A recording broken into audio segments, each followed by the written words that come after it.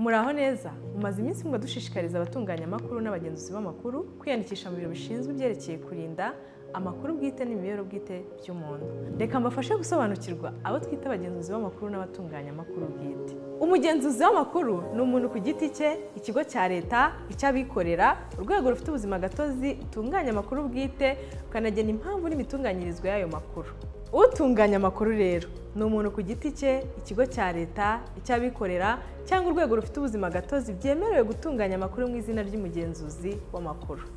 Niba uri umugenzuzi, utunganya amakuru bwite cyangwa byombi, ihutire kwiyandikisha mu biro bishinzwe kugenzura ibyerekeye kurinda amakuru n'imibereho bwite. Ibi bizagufasha kugirirwa icyizere n'abakugana, utunganya amakuru byemewe n'amategeko, unarengerwe n'itegeko mu gihe uhuye n'ikibazo. Niba hari icyo udasobanukiwe cyangwa ukeneye andi makuru, waduhamagara ku murongo utishyurwa 9080 cyangwa ugasura urubuga rwacu www.dpo.gov.rw.